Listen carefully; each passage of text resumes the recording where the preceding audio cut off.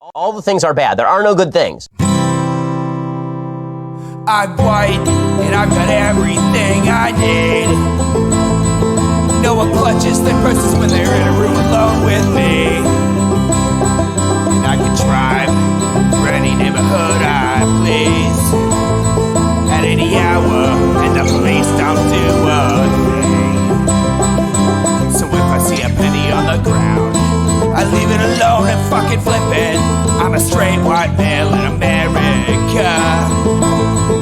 I've got everything I need. I'm a guy getting paid more than a girl with a degree. And I can walk down the streets after dark, no one wants to rape me. And I can get a girl pregnant and just as easily flee. Just like my straight white male dad did to me. So if I see a penny on the ground, I leave it alone and fucking flip it. I'm a straight white male in America. I've got all the luck I need. I've got a pile of broken mirrors and I'm walking under ladders and I'm spilling tons of salt, but to me that doesn't matter, cause my skin and my gender and my orientation are the best things to have if you live in this nation. I recommend it highly.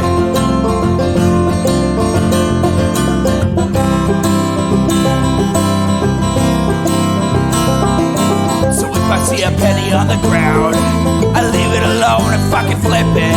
I'm a straight white male in America. I've got all the luck I need. Shit's gonna work out for me, cause I'm a straight white male in America. I've got all the luck I need. Hey everybody, welcome to the Intellectual Dollar Tree. We do the show live every Wednesday at 7 p.m. Pacific. Right here on Twitch. That's twitch.tv/Echoplex Media. You can support this project. Go to echoplexmedia.com, click the support link at the top of the page. Find your favorite place, find your favorite way. Up to you. I'm producer Dave. You can find me on Grindr. And I am HK Perrin. You can find me on Mastodon at hperrin at port87.social. Fuck yeah. Well, I did a Ben Shapiro clip before we started, but this is actually not a Ben Shapiro. This is, I guess, like the D team at Daily Wire. Sorry, my brain's not working. Andrew Klavan. He is, I don't know. I don't really watch his content. He's just like some ghoul that every once in a while pops up on like my feeds for the Sunday show saying something dumb. So I thought maybe we could take a look at him. I don't know if you know that the Daily Wire and Candace Owens had a bit of a falling out over her. Mm-hmm. Some of her stuff was indeed anti-Semitic, and some of it was, I guess I would say like anti-Semitic dog whistling disguised as criticism of Israel. Yeah, like she's, I would say she's not a fan of Palestine, but also not a fan of Israel. Maybe just doesn't like fucking people that live somewhere else. Yep. Yeah. Anyway, so of course, where do you go when you have a falling out with Candace Owens? You go to Triggernometry. This is Andrew Klavan and Constantine Kitson. This Constantine Kitson. And also ran Non-Oliver. And this is Candace Owens versus the Daily Wire. There were things going out over our air that she was saying that were being at least received, I have to say, as being deeply anti-Semitic. The phrase, I'm sorry that you received it that way. That's funny. It's like, why are you punching yourself? Trope. We believe this. We believe that Christ is king. I also believe in the cross of Christ, but if you burn the cross on somebody's lawn, it's no longer the cross of Christ. It's just a vehicle, a symbol of your toxic hatred. Well, at least he's against cross burning. He might not get fired for that. How is that used in an anti-Semitic way? Well, I've gotten tweets that say Christ is King Jew. You know, so that's kind of a giveaway for me. You know? I mean, it's not funny, but Andrew Klavan, welcome back to Triggernometry. You're one of our favorite ever guests. We love having you on the show over and over. So welcome. Thank you. It's great to see you guys. I bet you said that to all the ghouls. We've got lots to talk to you about, as always, movies and culture and politics and stuff. I have to ask you, though, about the Daily Wire Candace Owens thing. Yeah. You're the only one of the Daily Wire hosts, as far as I'm aware, who said anything about it. What happened? Well, that's a good question. I mean, I just naturally thought it was going to be a big news story. It had to be addressed. So I knew it had happened, but it became public about an hour before I went on the air.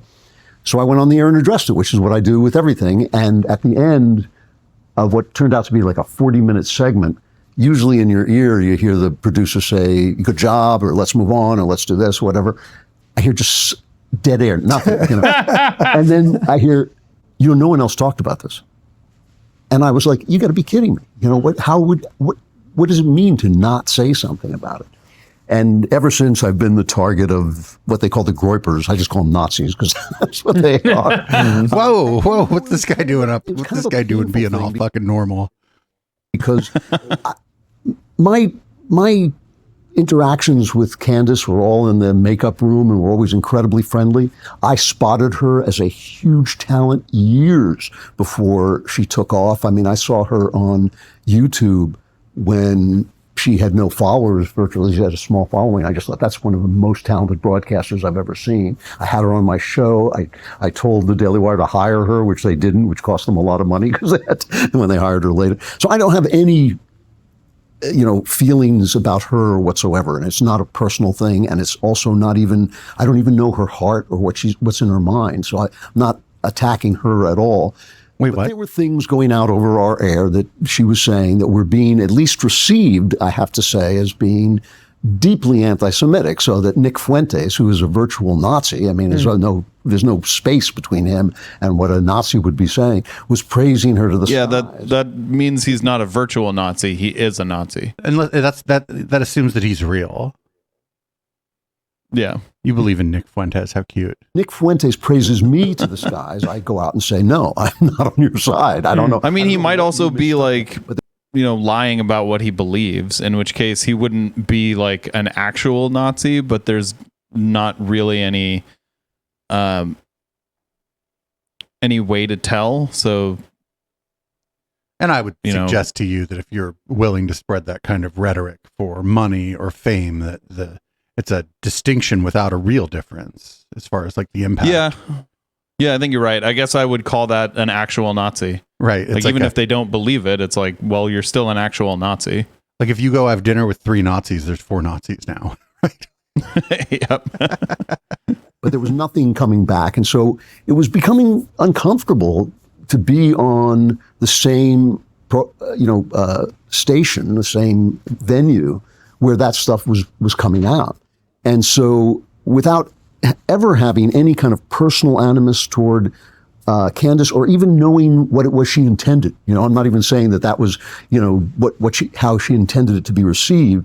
It simply became impossible to have a good feeling about this place that I helped build and that I love very much and that I'm very proud of, as an entity. And it was very painful to have that kind of stuff coming out over the air. And I did not want Nick Fuentes. I don't want Nick Fuentes' praise. I don't even want, I don't want him to have a happy day because of anything that I said.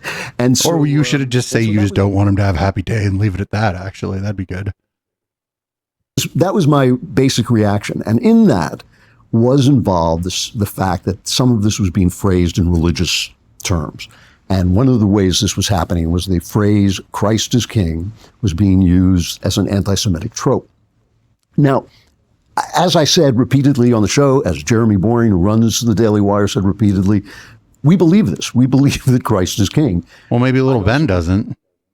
Believe in the cross of Christ. But if you burn the cross on somebody's lawn, it's no longer the cross of Christ. It's just a vehicle, a symbol of your toxic hatred.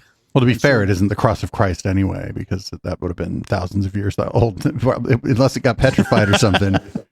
The way it was being used online as an attack on Jews. You're using the symbol in a way that I don't like, therefore it's not the symbol anymore. That's correct. Got me some heat from people who felt like, what are you talking about? This is a totally innocent phrase. So there was a lot of blowback from it, and I don't know why no one else addressed it. I thought it was important to address it. I'd do it again. I think little Ben addressed it. No one asked me to address it. Well, we're asking you now, and there was something I wanted to ask you about, Andrew, which is there is a kind of alternative theory that I've heard from various people, which is... You mean your guests? Your guests? anti-Semitism aside, really, Candace, as you say, is a very talented broadcaster. She looks fantastic on screen. She's very charismatic. She's great at communicating. And when the Daily Wire hired her, it was the right moment in which she was able to communicate, let's be honest, the ideas of people like Thomas Sowell and Larry Elder to a younger, different audience. And that was great. But then other issues started to come along and became the current thing, as they say on the internet, whether that was the war in Ukraine, then Israel-Palestine. And then it was kind of the case that she didn't really know what she was talking about. She wasn't covering those issues in I a way would that suggest to you maybe she didn't know what she was talking about before. Yep. There is. Speaking plainly, that's what some people have said to me. And then it descended into, Bridget Macron as a man. And before you know it, the Israel is a discriminatory because there's a Muslim quarter in Jerusalem. And you just go, is this person really qualified to be commenting on these issues? Was it that, or was it specifically the anti-Semitism? So, wait. For me, it was... From that sentence, I gather that as long as he agrees with someone, he thinks they're qualified to be talking about that issue? I think so, yeah, but I don't know. Okay. I would say that, I'm not qualified to talk about, geopolitics, and I try to stay away from it. And if I was hired somewhere and started running my mouth off about it, no matter what I was saying, that might be grounds for my dismissal, But what I'm saying is, the only thing that would cause him to check the qualifications of someone who he's listening to is when he disagrees with them. But that might be he might be because they're fucking wrong, though. I'm not saying that that's necessarily the case with Constantine, but you might disagree with somebody at first. You'd be like, well, I disagree or that doesn't sound right to me. And then you check, you're like, that's wrong. And they do that enough times. You're like, oh shit, this person's talking out their ass. But shouldn't you care if someone is telling you information, and even if you agree with it, shouldn't you care whether they're qualified to be telling you the information that they are? I'm not sure what the qualifications are required to relay information. Well, as a source of news, right? But Candace Owens isn't just spreading information on her online account. She's acting as a source of news from an organization which claims to be, a news organization. Right, but what are the qualifications for your local news anchor? Are they a journalist going and gathering the story, or are they just reading off the teleprompter? Well, the information that they're saying came from a news organization that has qualified journalists. Right, that's what I'm saying. That's what I'm saying, though, is you're acting like this is not about the individual. So, most of the time, it's not about the individual. I can relay information that I didn't personally gather myself. Well, what I'm saying is I'm really glad we're having this discussion, by the way. Constantine gives me the impression that he just will trust anyone about anything as long as he agrees with it. Maybe. I think one of the first things that tips you off to be skeptical about somebody is that they're saying a bunch of crap you don't think is true or that you disagree with, though. Sure, but even if I agree with something, I'm not going to listen. This is a fun circle. Let's get out of this circle. It was the stuff that was being taken as anti-Semitic. She had been saying stuff that I've said on the air I don't think is true, like the moon landing was fake, and what was the other one? I can't remember, but the Macron one is a perfect example of things that I just thought, 9/11, she was hinting was kind of an inside job, and these things don't make sense. I've actually researched. But before Daily Wire hired her, they could have found out that she was saying stuff like this. I don't understand the thing here. It's not like she showed up at Daily Wire and started spouting off wild conspiracy theories on her first day from out of fucking nowhere, dude. What the fuck, man? Yep. About the moon and 9/11 only because they were so prevalent, and they don't make sense to me. But at the same time, I don't feel uncomfortable that someone that I'm not connected to is saying those things on the air. But you are connected to them. Start saying things that, they're on the borderline. There's always a way of dodging out of these things. I was just asking questions, or I was just expressing the fact, my feeling that Christ is king. Even if you're dodging them, it seems to me that you would want to make sure that people don't mistake what you're saying for this hatred that has certainly done, in my opinion, just about enough damage. I think we've had just about enough anti-Semitism as we need. I think anti-Semitism is just about topped off. You know, there's plenty of people who disagree. I don't know. Hold my breakfast cereal, friend. Agree with you, Andrew. I'm going to be honest with you. Apparently so. To me, my supply of anti-Semitism is just well overdone, you know. And I think that I'm ready to move on to some like obscure group that we can hate without meaning anything. But what?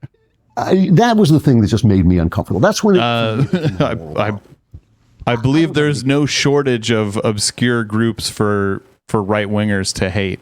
Daily Wire specifically. Yep.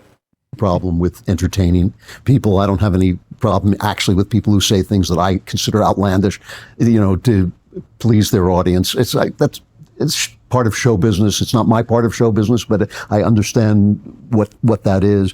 But yeah, anti-Semitism is bad stuff, as we now see on our campuses, and it's wait, what? It's no, kind of a joke to me that Hamas, who oppresses women and would kill gays, and leftists who say they support women and gays, and Nick Fuentes, a guy who just hates Jews, that they're all on the same side. What? No, they're not. What? No. Okay, so you could be for Palestinians without being for Hamas. Like, this is, again, like someone equivocating between Palestine and Hamas.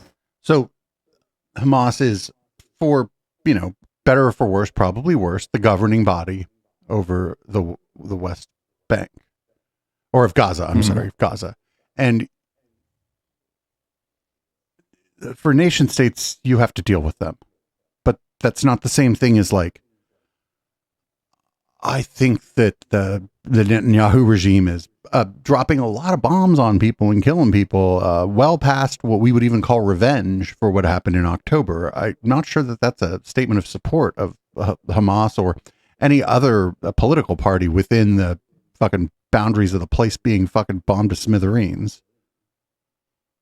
Yeah, like if you are killing babies, you're not taking revenge, because a baby can't do anything to you that you need to take revenge over. Right, it's collective punishment is what you're doing. Yep. Yeah, that's supposed to be a war crime. Yep. And it makes me feel like the anti-Semitism is. I also hate when they drag out my fucking queer identity as a prop in their crusade against people they think have the wrong fucking imaginary friend. That shit drives me crazy. Yep. It's like, oh, you like Muslims? Well, they throw you off a building in Saudi Arabia, and I'm like, well, is the guy down the street going to throw me off his house? Should I be a dick to him? What are you talking about? like, obviously not. I believe it's the sign of something much, much deeper in society. Yeah, I find it very interesting how we've kind of seen a resurgence of it. I always compare anti-Semitism to herpes. It's always there. And then at a particular moment, especially when society is going through a turbulent period, you then see it come to the fore. I guess the question that I really want to ask, Andrew, is just a clarification on this Christ is King. How is that used in an anti-Semitic way? Well, I've gotten tweets that say Christ is King Jew, so that's kind of a giveaway for me. And the same person who says Christ is King also sends me a picture of Hitler. So to me, that's a giveaway. But for instance, if you're in an argument with Ben Shapiro and you're in a political argument with Ben Shapiro and your answer is Christ is King, what does that even mean? What does that mean? And are you having a theological argument? I mean, I'm not a fucking theologian, and I don't think Christ is king. I'm fucking highly skeptical that the person as described in the Bible existed or whatever. But if you're having a theological argument, that's not necessarily a problematic thing to say just because Ben Shapiro happens to be Jewish. There's a lot of other context that one would want to pick up on there. Yeah, so it's in the same vein of like the people saying like, oh, if you're saying from the river to the sea, then you're saying something anti-Semitic. It's like, no, not necessarily. Like, you can say that and not mean it in an anti-Semitic way. Right. Every people has that. Like, literally, America has sea to shining sea. Like every people has some version of like, from this place to this place. This land is your land. This land is my land. I mean, it's But like, yeah, you can use it in a way that is anti-Semitic, and you can use Christ as king in a way that is anti-Semitic. It just depends on the context around what you're like, how you're saying those phrases, you know? Right, I suppose so. And it's like it takes some digging into what has the person said previously. And Christ is king, you could also be using it in an anti-Hindu or anti-Muslim or anti-Scientology way or whatever. You could be using it to like demean someone else's faith or like religious identity because of the power, especially in the United States, the power that Christianity has, like politically and culturally. Yep. This is gonna be a trudge. Means exactly what it seems to mean, is that you are outside, you're rejected, you are not the people of God any longer, which by the way, theologically, I disagree with on top of everything else. And for me, this is a theological issue. I have to say, I have studied anti-Semitism a lot. I mean, I've looked into it very deeply because from Michael Knowles, fucking Matt Walsh, you don't have to look too far. Who's in the next cubicle over at the fucking Wire, dude? Realized that I was a Christian, and I'm a Jew. I'm raised a Jew. I'm a Jew by race. And when I realized I was a Christian, one of my biggest resistances was that 2,000 years of Christian anti-Semitism, which has been a real part of the religion and a really sad part of it. And the thing that I believe sort of blew up in Europe's face when the end of Europe came. And so I needed to, before I could move on. When did Europe end? Does he mean World War II? I think so. I hope so, because otherwise he means that Great Replacement shit, right? Yeah. I don't know if he meant the end of Europe. It'd be great if these were if there were interviewers there who were good interviewers to be like, when you say the end of Europe, what do you mean? That'd be a good follow-up question. You're not going to get that from either of these people. Constantine may be thinking it, but he ain't going to say it. And Non-Oliver is probably just thinking about, like, the monkey that fucking bashes the fucking symbols together. That's just always playing in his head. Yeah. And it's to separate Christian anti-Semitism from Christian love, which I thought was what I was actually had come to believe in. And there is simply no question that by the time Germany was formed, say in the late 1800s, hatred of Jews and hatred of Christ were the same thing. That people were saying, guys like Schopenhauer, Nietzsche, were saying, we've all been turned around by this Christianity because now we're favoring weak people instead of strong people. Obviously morality should be for the strong. What? What? Been turned around. And the people who did that were the Jews, and the way it got into our society was through... Actually, this guy does understand fucking historical anti-Semitism pretty well. I thought he was just going to say, he's like, I don't know, I don't like the Muslims and they're anti-Semitic, but fucking this guy does actually have some fucking understanding of anti-Semitism historically. It's pretty good. But he said hatred of Christians and hatred of Jews was the same thing. So I don't know about the hatred of Christians, but the thing he was saying about how the strong will survive or whatever, and the problem being that the weak have all the power. That's been a long-standing like Christian anti-Semitic trope in Europe and United States. So yes, but I'm wondering about the part where he said hatred of Jews and hatred of Christians was the same thing.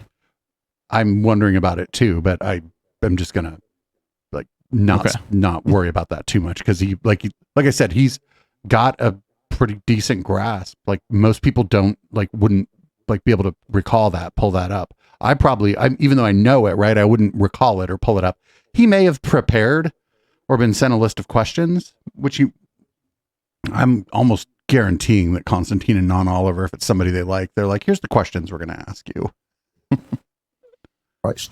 And so it was actually, it sounds contradictory, paradoxical, but it's not. That the hatred, my joke is that the hatred of Jews is always really the hatred of the big Jew, and I think that, Christianity, which is an extension of Judaism, Christians believe it's the completion of Judaism, is not a natural thing. It's a thing that says, take care of the weak. that women have equal rights. No, they're not there for your use. They're there for your partnership, These are things that were not natural to the people who became Christians. And I think it became a battle inside their hearts. And I think the thing that kept anti-Semitism alive long after the historical reasons that came out of the split between Christianity and Judaism, which was just an historical fact, long after those things had been healed, it kept it alive because people did not want that big Jew in their heart telling them to be charitable, telling them. I think he means God, right? I think either he means God or he means Christ, maybe. Okay, so did he say hatred of Jews and hatred of Christ are the same thing? I swear to you, is that what he said? I think he means God, but he hasn't said any of those things. I think he means God. At first, I thought he just meant Larry David, because that's like one of the most famous Jewish people in the world and a very funny and talented man, but obviously it doesn't mean Larry David. Yeah, he said the big Jew, but does that mean Christ or does that mean God? I think we should talk about it for a while. Maybe he'll tell us. You can't just march into other people's countries. No, you can't just carry women off and declare that they're theirs. All these things that had permeated European society against the will of the tribes who were converted. And so I really do believe that to be a Christian and an anti-Semite is a contradiction in terms. Oh, absolutely, because we're all made in God's image. Why? I mean, anybody can be a bigot. That's not contradiction. And it's like saying people who are really this is a no true Christian fallacy, essentially, right? It's like, yep, it's not contradictory. You can be any religion and be a bigot. Like, there are probably Jewish people who are have Jewish ancestry who spread anti-Semitic conspiracy theories and stuff. Yeah. Well, that too. Yes. Yeah. Has it surprised you seeing all these things, seeing a rise in anti-Semitism? The thing that I've found shocking, Andrew, and I've always somebody who's got my fair share of anti-Semitism, particularly when I'm the fact that I'm not Jewish, but everyone thinks I am. So that's the worst combination. We're looking Jewish and not being Jewish. If it's any consolation, that happened. Why is that a bad combination? What are you talking about? That's not funny. Whatever. I get called secret Jew, sneaky Jew, fat Jew. That was out of order, all right? You've lost weight, Mason. You stepped over the line. Yeah, that's when you really pushed it. But, that reminds me of one time somebody called the Majority Report and called Sam Cedar a crypto Jew. And they about died laughing because the man's last name is Cedar. Yeah, he doesn't hide that. It is like the co-host was like, his face is on the screen, sir.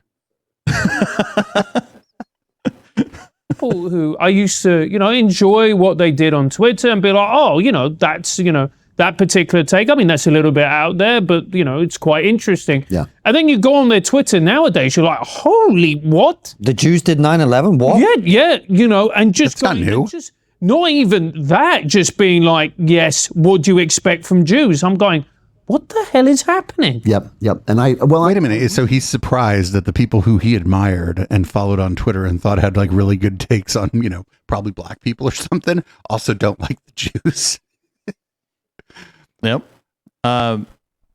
Maybe he's surprised that Twitter and specifically is so anti-Semitic, but why would you be surprised about that? That's not what he said, though. I mean, I'd like to address, what he said is I had these people that I followed who I thought had good takes, and now they don't like. It's well, so many of the people you thought had good takes, all of a sudden you think have bad takes on the Jews. Maybe you should examine more broadly and in more detail the kinds of people you follow, the sorts of things you're interested in. That's just my take.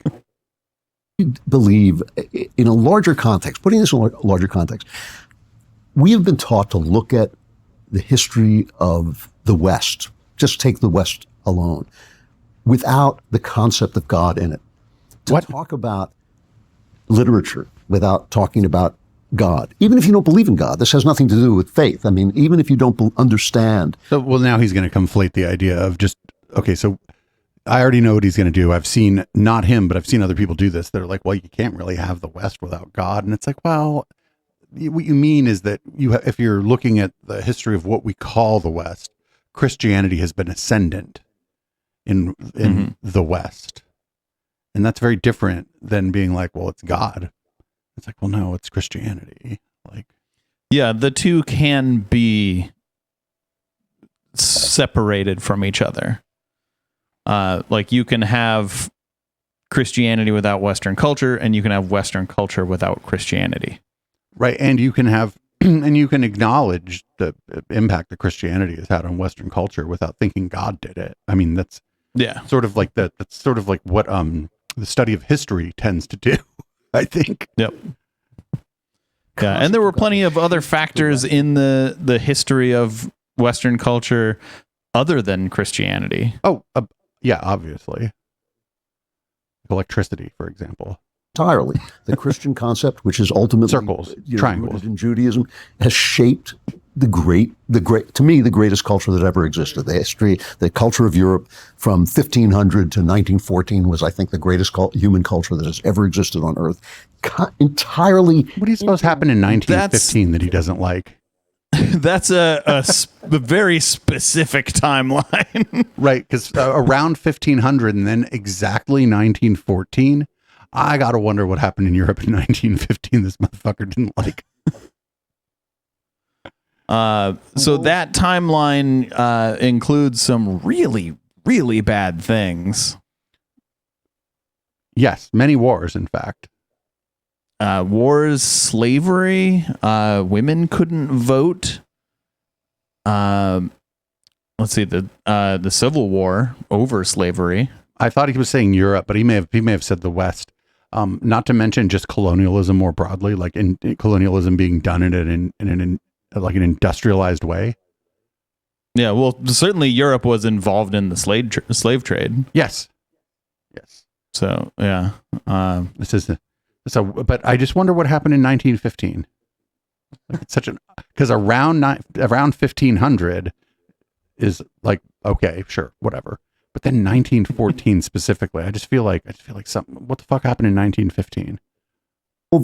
With this philosophy and this religion, and we've been taught to understand things without it. So you don't really know where you are at any given moment. And then these things. Listen, a long, long time ago, in the 1970s, I published a novel in which I referred to my generation of Jews as holiday Jews. And what I meant by that was the Holocaust had so shamed the anti-Semites that decent people just didn't do it, but that would pass. That's what I meant. It's a holiday, hooray, but it'll come back. But there's just so many. Oh, I thought he meant like just that they like admire. I thought because if somebody says to me like, oh, I'm, like somebody might say, oh, I'm just a holiday Christian. That just means I like go to church on fucking Easter and fucking Christmas Eve or something, right? That's what I thought that meant. But it just meant like that they're not really observant except like, Passover. Well, I forget what the other Rosh Hashanah, like on the high holidays or whatever. I thought that's what that would have meant. But I don't know. I just assumed that's what it meant. But no, he's like, we're on holiday from anti-Semitism. Okay.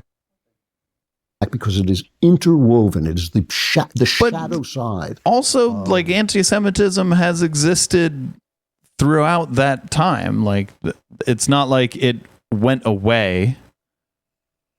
Admittedly, like, yeah, there was less anti-Semitism, certainly less like institutionalized anti-Semitism once Germany lost the war. But like that didn't eliminate anti-Semitism. Right. It may have, and I don't even know if like, I don't even know to the extent to which it reduced it. I think it made it, just gave it a dog whistle. You know what I'm saying? They just got a better dog whistle because there was like a big rift in the Republican Party in the post-World War II era about like open anti-Semitism. Like within the John Birch Society, there were people that were very anti-Semitic and people who didn't like that at all. And so like it didn't go anywhere. No. Faith in the real Christ, the Christ of love, the Christ of unity, the Christ that says you are born in God's image and therefore we are, connected in some essential way. And it's the dark shadow of that idea is "Get out of my house, Jew," which is how it got into the house in the first place, And so it will never go away as long as the West remains the West. And I think that all you can do is stand up to it and call it what it is. It is a hatred of God, Okay, so he's not, he wasn't saying that anti-Semitism had disappeared, but he was saying that like people weren't openly anti-Semitic, which I disagree with. Like, right, tons of people were very openly anti-Semitic. Yes. But again, now he's saying like it's a hatred of God. Like, I don't think that's true. You can be anti-Semitic and not hate God. Yeah, it's really fucking, this is really fucking weird. I think I kind of understand what he's trying to do, but like a better way to say it would be like, this is this stands in direct contrast to my Christian beliefs or whatever. Do you know what I'm saying? That'd be like a better way for him to say it versus like, oh, if you're anti-Semitic, you must hate God.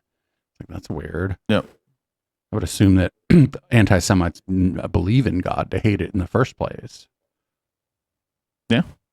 I love is John Wayne on his deathbed. He was always being accused of being a bigot, and a friend of his came over who was Jewish, and his son joked with the guy and said, he didn't want to see you because you're a Jew, just kidding around with him. And John Wayne said, the only Jew I don't want to see is the other Jew. I think that's who they hate. They hate the other Jew. Wait, what? And you can't understand. John Wayne is a bad example. That guy was a piece of shit, though. They keep trying to say, well, it's because Jews are successful. But the Jews of Russia weren't successful. They were in these little shtetls and they killed them anyway. They say, well, it's because the Jews want to be off on their own. But the Jews of Germany didn't want to be off on their own. They wanted to assimilate. They thought of themselves as German. All those other explanations simply do not explain why this thing is deathless. And it's deathless because Christ is king, because Christ actually is king. And I think that they hate that. They hate the fact that we are called upon to do something that is unnatural to our flesh, which is love one another and try not to kill each other all the time, and give, leeway to women. So wait, he's saying that Christians hate that they are called upon to love one another, so they hate the Jews? Yeah, that's it. He's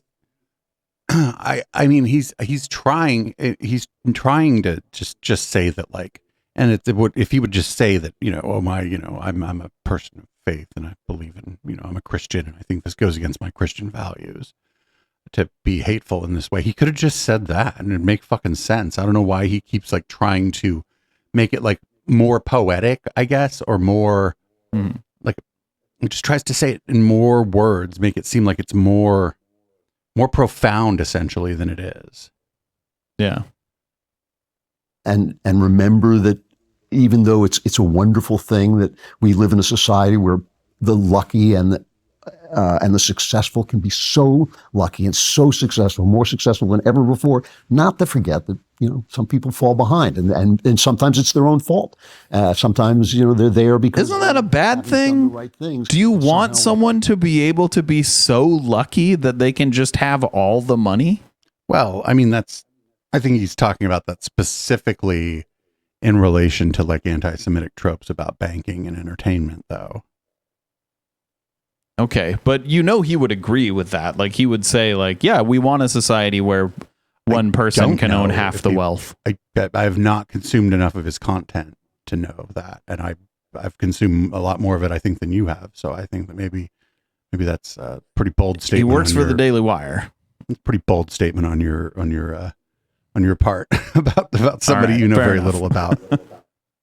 We have to care about them as well. And that's a big pain in the neck and not something that was true of every culture before us. Andrew, this is why you're one of our favorite guests, because of the depth of analysis and No. That was fucking academic window dressing right there. That was all that was. He was just trying to act like he was fucking more profound than he was. He could have one more time. He could have just said, my faith in Christianity is such that I don't think it's appropriate to be a hateful bigot. Boom, done. to drag you back into the tabloidy please. stuff. But the one thing that I will be honest, as someone who's an admirer of everything you guys have built at the Daily Wire, that did trouble me a little bit is this gagging order thing and, people not being allowed to say what they think and all of this other stuff. And I think, if there is a fair critique, it's that perhaps, new media, which is what we all do, the promise of it was it's the place where everyone can be free and say what they think. And now people are coming together to collaborate under an umbrella. And eventually you get a company policy, essentially, on what people are and aren't allowed to say. But what, you dumb motherfucker. Like, yeah, they do that on Triggernometry. They're not gonna hire me. Yep. Yeah, like that exists in literally every form of media. Right. Outlets have a particular point of view, and if you go too far outside of that point of view, you're likely to be looking for a new outlet to work for. Yep. It doesn't matter if it's fucking the New York Times, ABC, CNN, the Daily Wire, the Majority Report, the David Pakman Show, fucking Joe Rogan Experience. You know what I'm saying? It doesn't matter where you're working. Yep. Say so. Can you shed any light on that side of things? Why is there a gagging order? And is there a kind of like, these are the Overton window is now enforced at a company level? Again, some people might say. So I actually know this sounds terrible. It sounds like I'm making this up. I actually don't know anything about the gag order except what I've seen on Twitter. I don't talk to him about those things because I wouldn't be allowed to talk about them on air, and I don't want to lie to my audience, so I just don't ask them. As I understand it, there is a lot of mediation going on in the background that I'm just not privy to, and I don't even know. Yeah, it's because he knows how to toe the line, right? This guy toes the line at the Daily Wire, and to be fair, he's not the one out there on the edge saying like hyper-inflammatory things. He's a right winger. He says right-wing things, but he's not out there fucking like repeating like men's rights activist talking points so far as I can tell from what little I've seen of him, right? He's not out there opposing the Civil Rights Act so far as I can tell from what I've seen of him. He's like more like a sort of a center, not center like moderate politics, but like he's like the center of the new conservative movement. He's right in the middle of that. So true. I mean, I'm not saying it's not. I just don't know whether it's true or not. But on the larger issue of the Daily Wire is not social media. It is essentially an on-air magazine. And while you can invite anyone on, essentially an on-air magazine, so like a media outlet. Yeah, it's like this. They put me in a fucking magazine. Fuente's on and say, okay, say your piece, pal, and let him talk.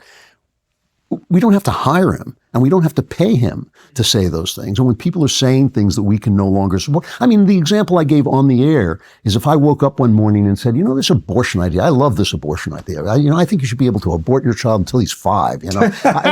Listen, I was a teacher. There's some kids who should have been aborted at the age of even older. That's not called abortion. That's called murder. But I mean, he's just saying that, like, at the Daily Wire, if he starts talking, what he would consider to be radical pro-abortionist, which he may think that there are people who believe that about like abortion, that you should be able to engage in infanticide, that his days there would be numbered. And that's true.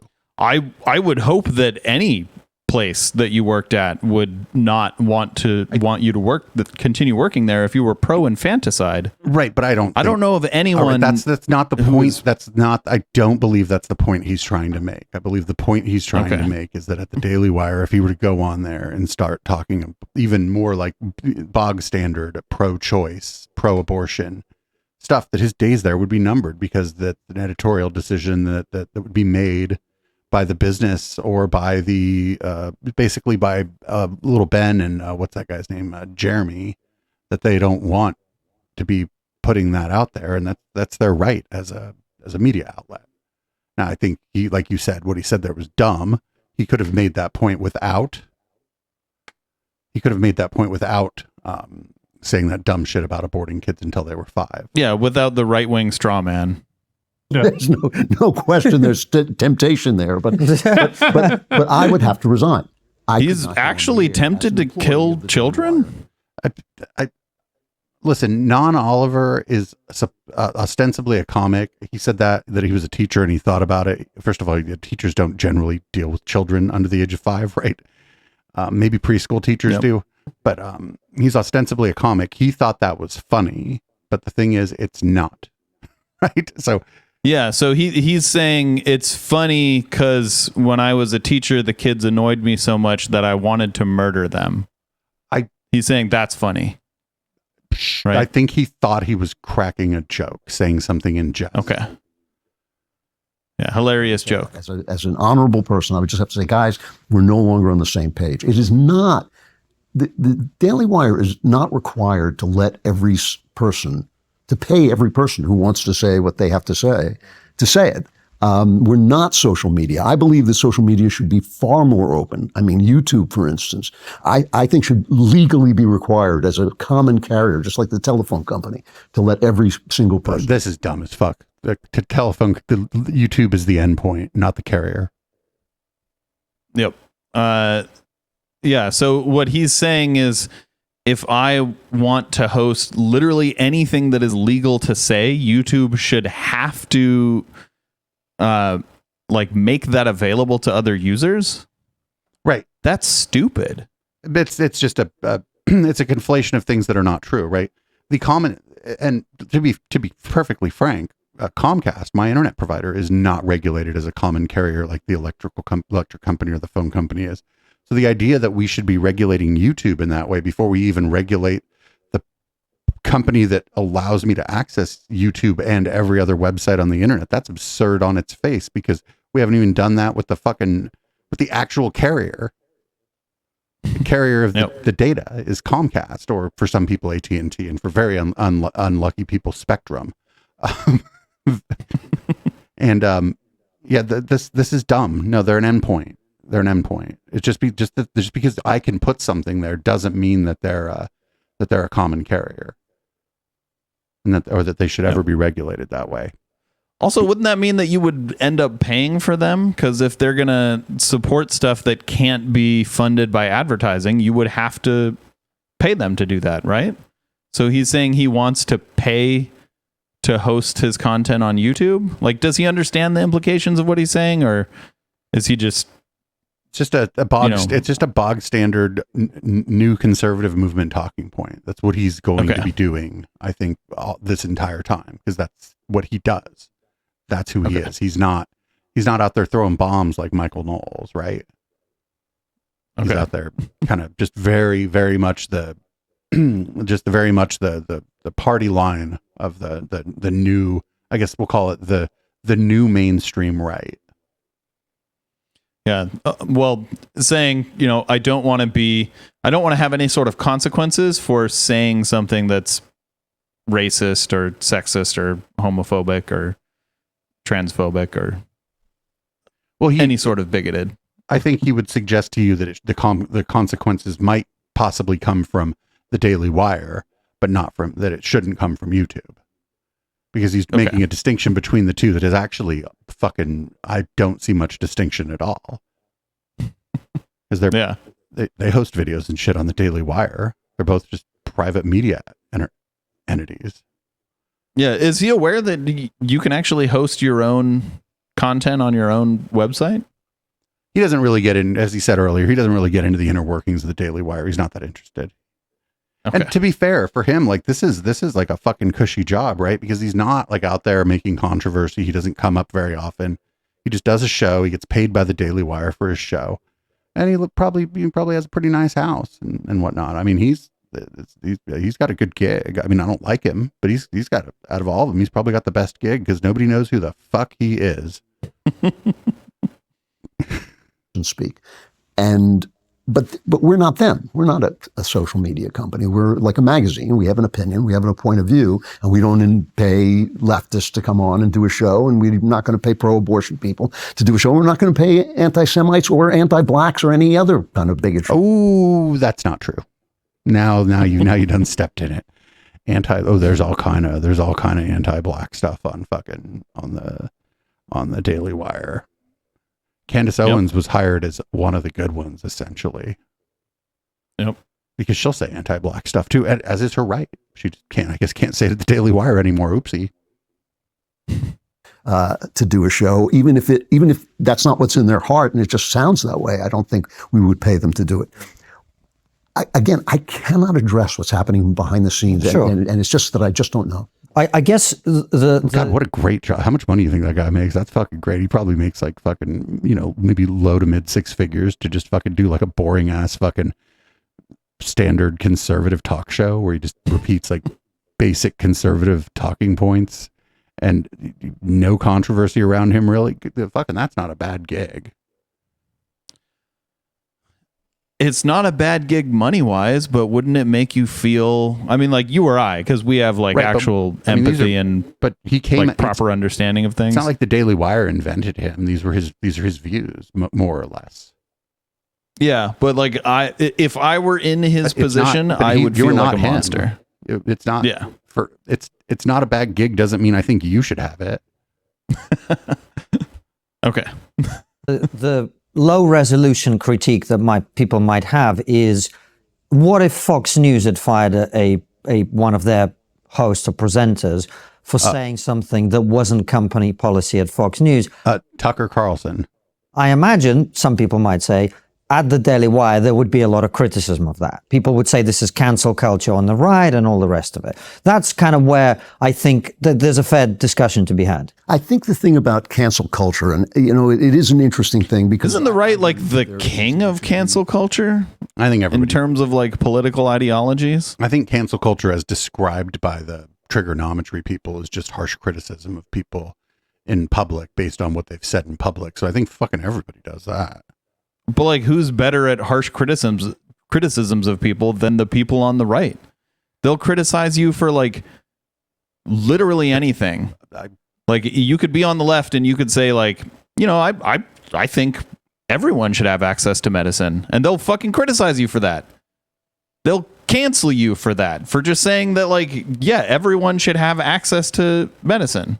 I'm curious what he's going to say about cancel culture here, actually, because he presents himself as like a fairly, not like a moderate politically, but moderate in his rhetoric. So I'm curious what he's going to say about cancel culture. I understand your position on cancel culture, that it's the thing that the right does to gay people or whatever. I understand. Roundly, attacked for saying, right? I mean, Sure. I don't think we have to let everybody just scream slurs at one another. But the thing about cancel culture was that it continually redefined common speech as bigoted and then killed people's careers for it. So if somebody said, okay, now I want some examples of this common speech you're talking about. Common speech like the R word? Is that what he means? I'm not. He's not going to give an example, right? But I'm loath to speculate again because I don't know that much about this Clavin guy. But this is again just a very bog standard, sort of very normal conservative talking point about the idea of cancel culture. I mean, he was just talking about like how he doesn't want people throwing slurs around at each other, but like what common speech does he mean other than that would get you canceled? He's still speaking. He might give an example. I think he probably won't, but I'd like to give him the opportunity. Okay. I think homosexuality is a sin. Suddenly you were hateful. Oh, yeah, that's bigoted. I don't think you lose your job for that. It depends on what your job is. If your job, I don't know, just what is your job? What are you doing? Who do you work for? You work for a gay guy? I mean, what the fuck? It's also inaccurate. Like, even if you're going to say, like, you have a literal interpretation of the Bible, then being a homosexual is not a sin. Like, homosexuality is not a sin. The act of homosexual sex would be a sin if you were a literal Bible and like if you were literally interpreting the Bible and considering everything from the Old Testament as well. But then, so would eating shellfish. So like if you're going to do that, you're probably just a bigot because like unless you're also, protesting Red Lobster, rest their soul, you're probably just a bigot. Lobsters don't have souls. Ask Jordan Peterson. I meant the soul of the restaurant itself, Red Lobster. They're going out of business. Yes, I understand. Yeah. But yeah, I mean, it's like it's the religion is being used as an excuse, like basically to shirk off your own personal moral failing.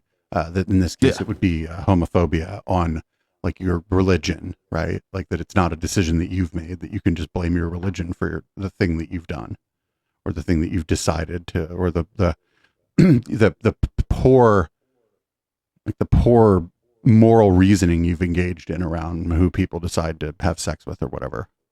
Phobic, instead of communicating thousands of years of traditional theology. So it was that the Overton window was being closed like a little slit, that you had to be this leftist to get through. And that's what how I would define cancel culture. The Daily Wire has never been like that. I mean, Jeremy, I know that some of the things that people say make his head explode. He has never, ever come in and said, you can't say that on the air to me.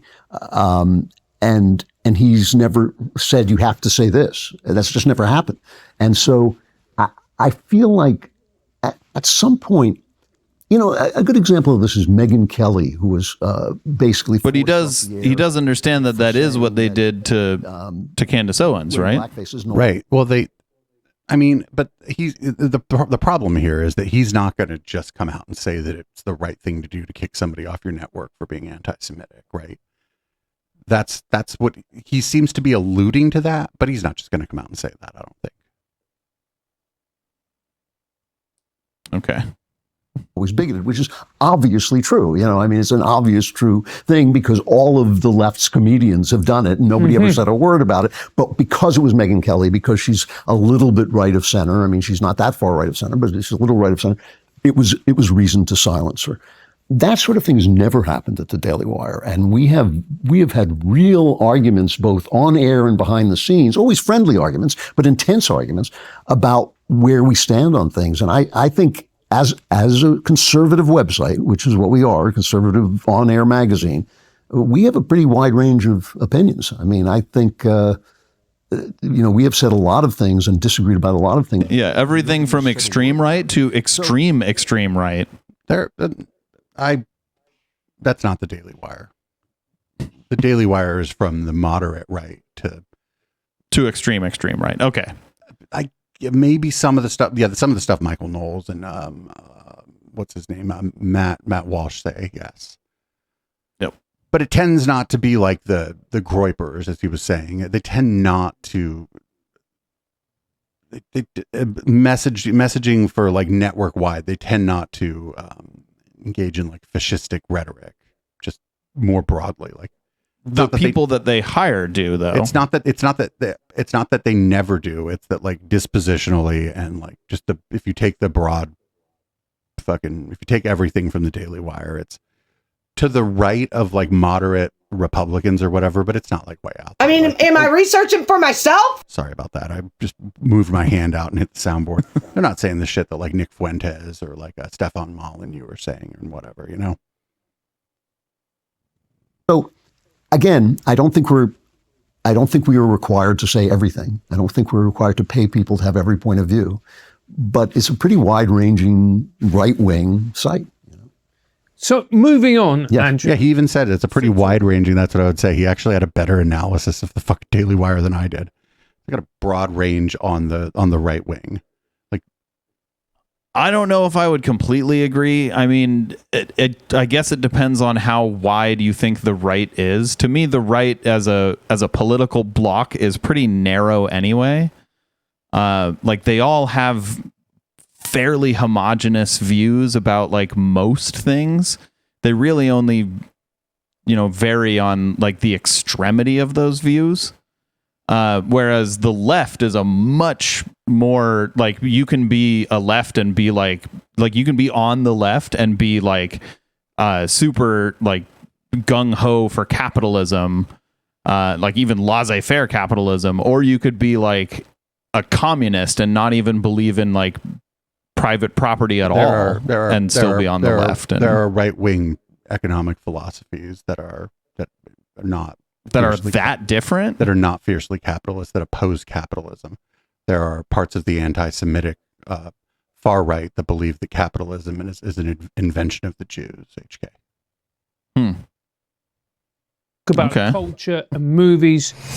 The success of the Daily Wire and its emergence as a conservative movie production house is fascinating. The movies are fucking hot garbage. Get the fuck out of here. Is it a good its emergence as a conservative movie production house? I mean, technically, yes, that is correct. Whatever you think. They produce conservative movies. In much the same way that Scientology is a television station. Just as the film industry has become increasingly polarized, so too is the news landscape. All of this means it's becoming increasingly difficult to get a balanced view of the world. Ground News offers a solution by providing a comprehensive overview of news stories, complete with the political bias of. I'm actually kind of surprised that they are willing to advertise Ground News. I'm not surprised that Ground News is advertising through them.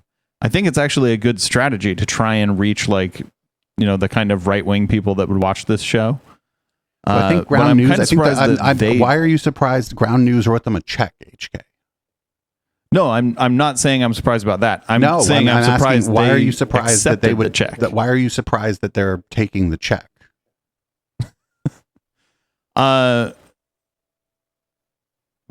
Because most conservative news outlets don't want their viewership to get more accurate news.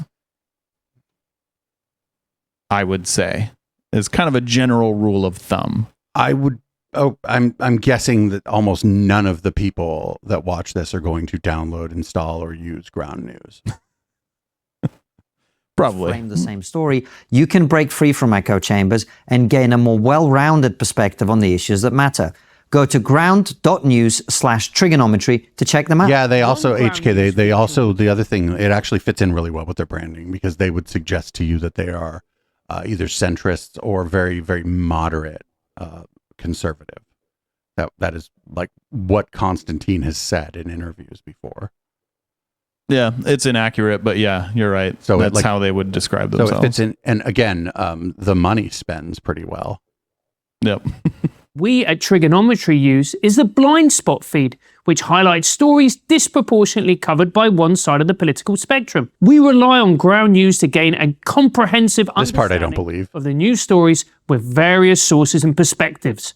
Look at this story, for example. Ground News shows us there is zero coverage of this story from publications on the left. Or this story. The bias comparison feature tells us how left-leaning sources cover the crowd's reaction, emphasizing Trump's controversial analogies and legal troubles, while publications on the right highlight the specifics of his speech. Comparing perspectives and examining the facts is the best way to discover the truth, and you can't get this type of news analysis. I'm not sure that just saying that the way that like Ground News, I don't even know if I I mean, whatever. It's better to look at it, I suppose, than not if you're like not being exposed to media that is outside of like what you already believe.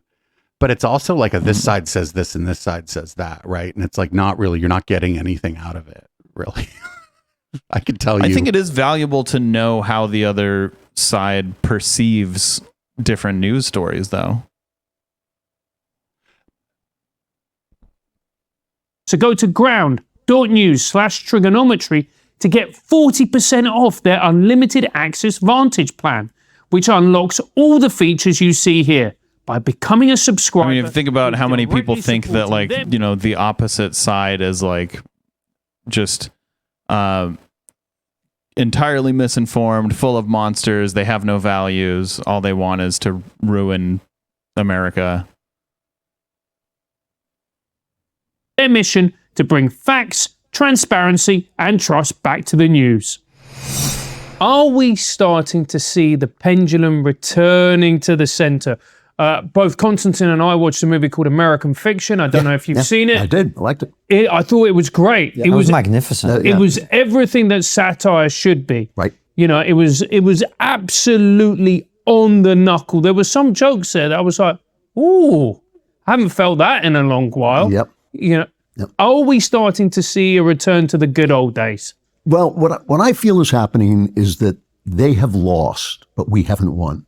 And I feel like we're Hannibal outside the gates of Rome and not moving in. If we had a billionaire, 2 billionaires, willing to invest in culture, and if we had people willing to start thinking about culture, because I don't believe culture should be right wing. Excuse me, you guys have a billionaire who bought a social network. What the fuck? Right, but I mean, hold on. Listen to what he said. To start thinking about culture, because I don't believe culture should be right wing. I believe culture should be free. Culture expresses the soul of a nation, the soul of the moment. Sometimes you have culture that I think stinks, but it like abstract art, but it does express the lost soul of the nation in that moment. So we just don't have anybody who knows enough or cares enough to start to say, we are going to get in your face. Except the Daily Wire is trying. I mean, they are. Glenn Beck, I think, is trying.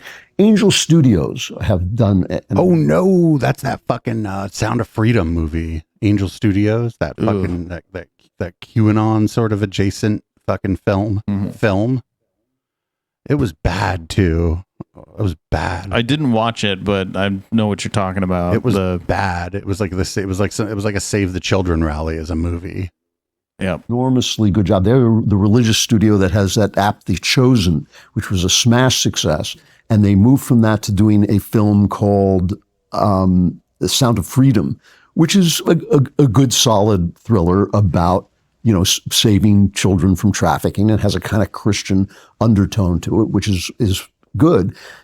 But we haven't made the aggressive move that we should, which is like, screw you guys, you're wrong about everything. Now we're going to have an open, free culture where we say whatever we want to say. Wait, but that's what, screw you guys, you're wrong about everything, but we're just going to have a fucking open well, which is it? Like, I mean, y'all are free to burn up the Daily Wire's fucking money-making shitty movies and losing a ton of money on it. Fucking have at it, Haas. I don't give a fuck. But you're not sticking your finger in fucking Steven Spielberg's eye by doing that, friendo. You're just not.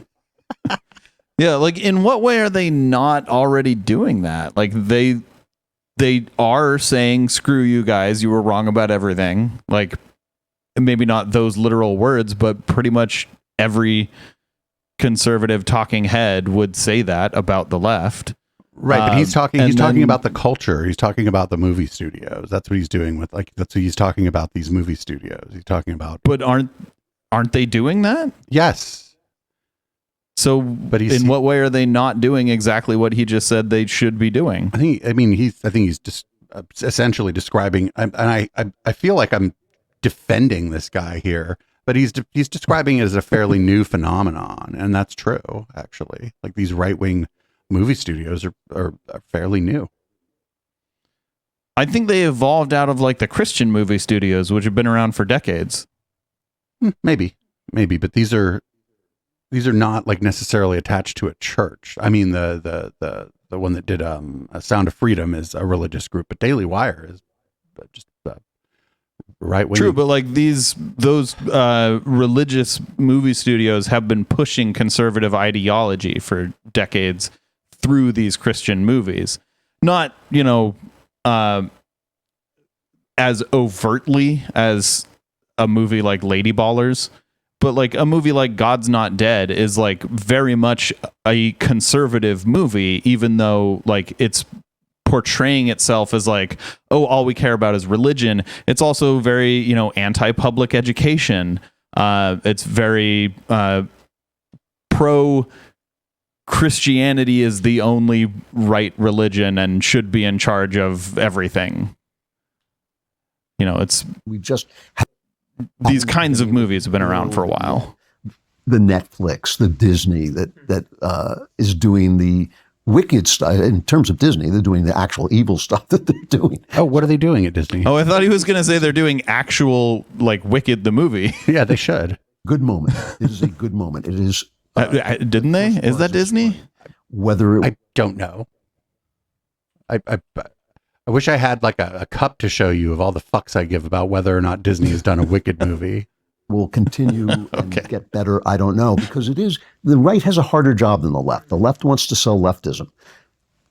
I want for the right to sell just reality, what life is really like. It's a good point, because you go to Austin and you go to Joe Rogan's. I would say it's very much the opposite. It's much harder to sell leftism as opposed to like conservatism.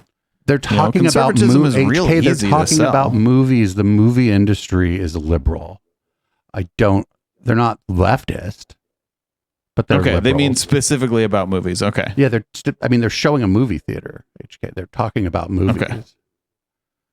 Well, yeah, I would say that is probably just that, like, conservative movies generally are like really like heavy-handed. Like, subtlety is not their specialty, like conservatives.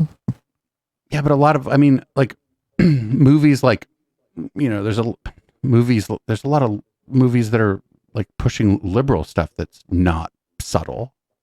Sure. Yeah, I agree with you, but like there are also a lot of movies that are pushing liberal stuff and leftist stuff that are very subtle. Sure. What it essentially is it's not political. It's just the comedians make the jokes they want to make and the jokes they believe in, and then the audience laughs or they don't. And that's really what we need. Is we're going to make movies. It's not about left. It's not about right. We're just going to get back to doing what we used to do. The thing that yes, movies and entertainment has never had a political or societal message. We were this is like the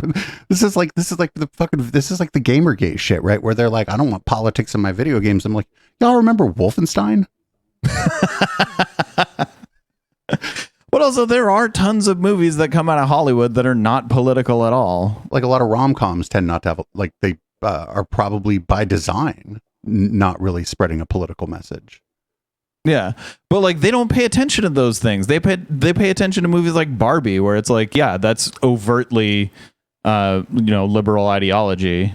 But like, for every Barbie, there's like 10 other movies that like they don't even talk about at all, that don't have any sort of political agenda. And to be fair, the Barbie movie in some ways was poking fun at itself for its own like liberal ideology, right? It was, yes, that's why it was really good. Yes. Yes, it was like self-aware that it was, some of what it was doing was silly. Yes. he loves, which is great stories. Right.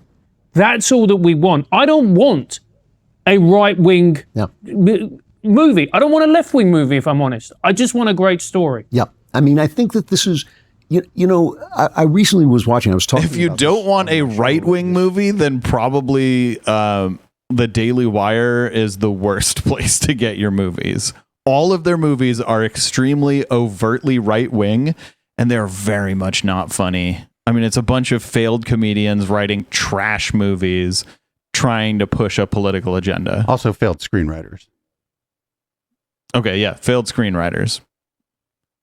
Show Baby Reindeer. Yes. And it's not a great show, but it's a really interesting show.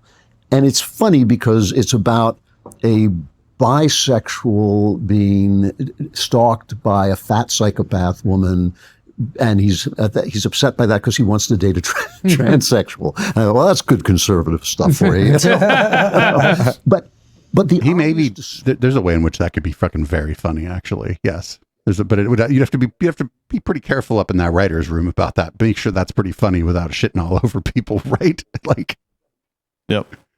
Despair of all the characters. The obvious fact that they were trapped in this philosophy that says your sexual desires are your identity, which is actually the opposite of the truth. It's actually not the truth, Wait, what? No. This is part of your identity. Everything about you is part of your identity. Your identity is the things about you. That's what I mean. I don't know what else to tell these people. Like, this is coming from like an organization. I don't know about him specifically, but the organization is very gung-ho about the idea that like your gender is your identity. Like, that's all your identity. And right. It has to match your genitals. Well, and there's no such thing as ambiguous genitalia. Well, I don't want to. So They've done this for a very long time. They're like, oh, well, these gay people, all they're doing is fucking going around being gay. And it's like, all right, dude. I went shopping today. I didn't go gay shopping. I mean, I don't know, maybe I was gay shopping. I had a date with me going shopping today, so maybe it was gay shopping. I don't know. It was so obvious that the writer, Richard Gadd. yes, God, we know him actually. he was honest enough to portray that. And I thought, well, to me, that's what an artist does. And he may not be a great artist, but I think it was a good show that actually portrayed that. And I think a little bit more of that is just a good thing. Like the New York Times every other day runs a story about sex in which every form of sex, except maybe married sex, is great. Wait, what? Except maybe married sex? Do people... What? Do married people still have sex? The New York Times saying that married sex is not great? What? Right. What could be wrong? What could be wrong? You know, you want to put cigarettes out on your girlfriend? Great. You know, that's as long as she's consent. The two things that they worry about is consent and harm. You know, if the person agrees. Yes. Okay, Yeah. Is that not a good concept? Not a good like value judgment? Yeah. I'm not even consent and harm are like the only things that really should matter. Well, I would even add the word enthusiastic for consent, because otherwise, yes, sex ain't going to be very fun. Yeah, and harm being like, you know, permanent physical harm or violation. Harm could just come from the violation of someone's consent or lack thereof. Yeah, but what I mean is like, you know, if someone wants to be like whipped with like a what do you call that? Riding crop? Well, that's consensual thing. Like that's what I'm saying is like, that's not like, it may be like harmful in that like you might make them bleed or something, but that's not like the harm we're talking about. Hurt them seriously, it's okay. And I think, yeah, is there nothing you could do by consent that doesn't hurt somebody, that degrades them, that degrades yourself? You know, is sex the only willed human action that some people want to be degraded? Don't kink shame. Well, context, you know. And I think that like when you tell true stories about people, true things happen. When you tell stories that are actually true, you know, the truth comes out. And I think that was true in Gadd's show. And when you tell stories that are actually the truth comes out, and that's what's true. Good job, dude. Fuck yeah. Well, like, what would he think about like, for example, the movie Boys Don't Cry? Do you remember that movie? It was Hilary Swank. She was playing, it was based on a true story of this trans guy who was murdered by a bunch of bigots. Like, what would he feel about that movie? I have no idea. I've never seen it, and I don't know that he has. He doesn't seem like the Boys Don't Cry type. That seems like the movie that they would all agree is like pushing some left agenda. So I don't know if they would have said that in the 90s when it came out. I feel like he's maybe a big fan of the song Big Girls Don't Cry without understanding that the song is satirical in nature. I think that's more like where he's at. Just if I was going to guess. And I appreciated that, even though I found it uncomfortable to watch. I don't actually want to watch a guy romancing a trans woman. But I thought, like, well, I'm you know, this is this guy's honest life, and he's being honest about it, and I'm always willing to show up for that. And this is a great point, actually, because when people were like, oh, it's, you know, it's about, you know, the trans and whatever else, I was like, no, that's actually who Richard is. And I think if you care about art, you care about truth. Right. And if somebody's here and is like, I'm going to tell you a story about my life, and maybe it isn't for you, but I'm going to be honest with you about my story. Right. It's always going to be compelling, like you said. That's right. And the problem has been not that we need more honest stories like that, but the fact is there are not a lot of honest stories about other people who aren't those things. And people. Oh, yes, no stories about no. There have been no stories about straight people ever. Every movie, the protagonist is fucking trans, gay. That is one area of society that we just haven't really explored. What are the straights experience. I've never seen a rom-com with a cis heterosexual man and a cis heterosexual woman having a maybe the opposite of a meet cute and then finding love later through like shared hijinks.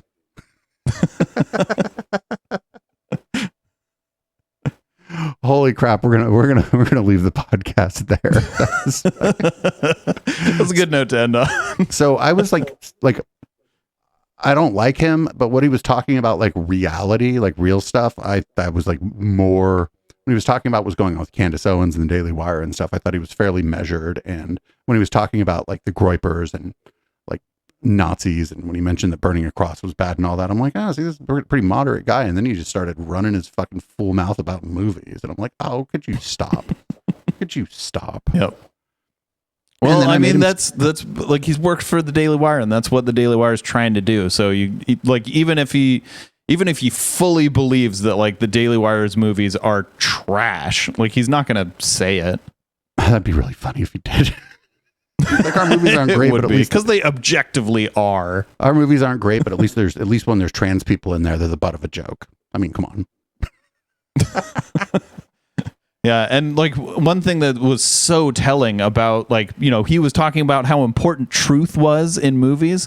Their latest movie, Lady Ballers, like I watched an interview with Ben Shapiro and Jeremy Boring, who were talking about like how that movie came about, and they were talking about how they were trying to join women's teams. And the women's teams would tell them like, yeah, you can join a women's team, but you have to go through like hormone therapy for like this long in order to be able to qualify.